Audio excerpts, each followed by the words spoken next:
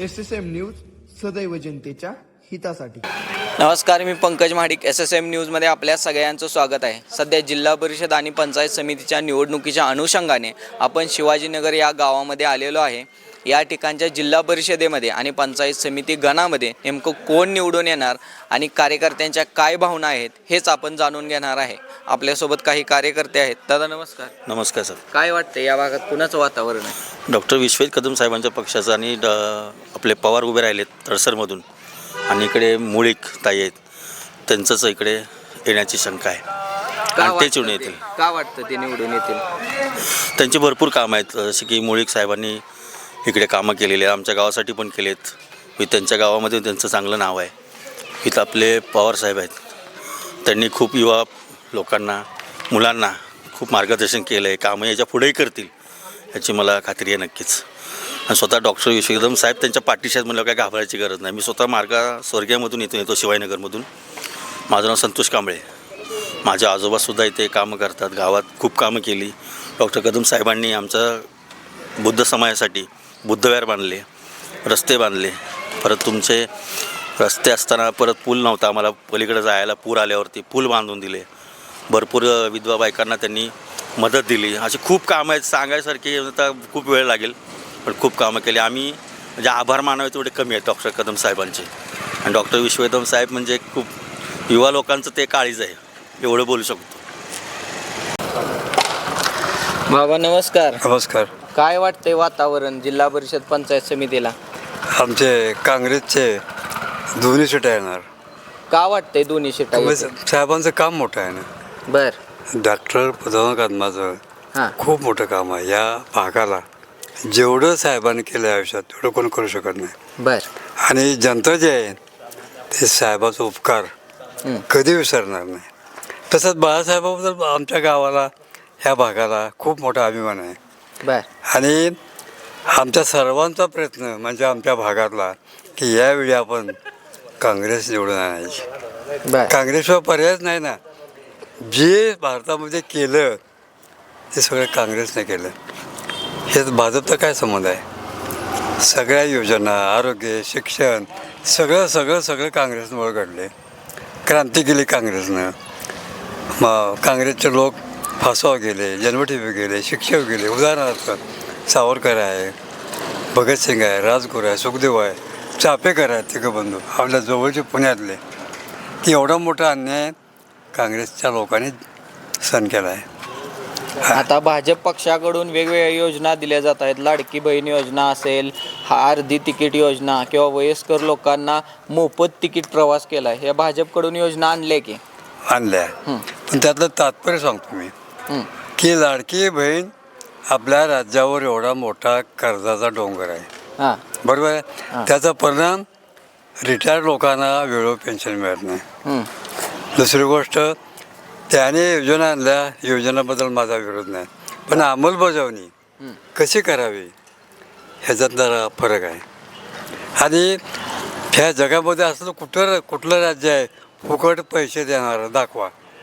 आपलं एक महाराष्ट्र राज्य आहे, कर्ज माफ करते, लाडकी बहीण काय अनेक योजना करत आहे। पण ह्या योजनेपासून मतं मिळतात हे 100% खरं ठरलं आहे। आणि आता तशी लाडकी बहीण आहे पण मतं मिळतील असं समजू नका। कारण जनतेला बदल हवा आहे। बदल का हवा आहे? तर सगळी सत्ता एक हाती आहे, त्याचा परिणाम काय होतो हे जनतेला कळले। आणि विशेषतः ह्या भागामध्ये साहेबांचं योगदान, साहेबांनी एक भाषण केलं होतं, ह्या जगात मी असो अगर नसो पण माझ्या कर्तव्यानं तुमच्याबरोबर असेल। साहेबा एवढा माणूस एवढ्या उंचीचा ह्या भागात होणार नाही। म्हणून आमची सगळी निष्ठा, आमचं प्रेम माया साहेबावर आहे, तसं बाळासाहेबावर आहे। अजून काय विचारा? कोण उमेदवार आहेत आता जिल्हा परिषद आणि पंचायत समितीला? आहे की काय शाळगावचे आमची मुळीक आणि पैलवान तडसरचा। बर। निवडणूक चिन्ह काय? आता सगळ्याला माहिती आहे। हात म्हणजे काय? पहिलं काँग्रेस आली 52 साली बैलजोडी, इंदिरा गांधी आली काय होते, इंदिरा गांधी आल्यानंतर काय काढलं त्यांनी काय ते चिन्ह काढलं बरं का. आणि आता हात आहे तर काँग्रेसचा हात आहे. काँग्रेसचा हात सगळ्या भारतावर आहे आणि काँग्रेसचा हात आतापर्यंत या देशावर आहे. इथनं पुढं काँग्रेसचा हात राहील. निवडून आल्यानंतर उमेदवारांनी काय करावं किंवा काय प्रश्न सोडवले पाहिजे तुम्हाला काय वाटतं? निवडून आल्यानंतर जे आपण आश्वासन दिले जनतेला, आम्ही विकास करू, उदाहरणार्थ आरोग्य आहे, शिक्षण आहे, रस्ते आहेत, असे अनेक प्रश्न आहेत शेतकऱ्यांचे. शेतकऱ्यांना शेतावर रस्ते पाहिजे आहे, कुणाच्या मुलाला शिक्षण पाहिजे आहे, कुणाच्या मुलाला फी माफ आहे, सगळं बाळासाहेब करू शकतात. या भागातून कितीतरी मुलं शिकून गेलेत, आज ते अमेरिकेपर्यंत गेलेत. असं शिक्षण देणारा माणूस शिक्षण वर्षी साहेबावडा कोण होणार नाही. आणि निवडून काँग्रेस येणार हे माझं ब्रीद वाक्य आहे. आज माझं 92 आहे, माझा विश्वास आहे आणि आम्ही कधीही पक्षाची गद्दारी केली नाही, करणार नाही. दादा नमस्कार. नमस्कार. जिल्हा परिषद पंचायत समितीमध्ये काय वाटते, काय वातावरण? काँग्रेसचं वातावरण आहे आत्ता सध्या. का वाटते काँग्रेसचं वातावरण? कारण काँग्रेसचा एक विकास चांगला असल्यामुळे काँग्रेसच्या मागं माणसं भरपूर आहेत. काय विकास केला? भरपूर काय सांगायचं फक्त कमीच आहे विकास. बर.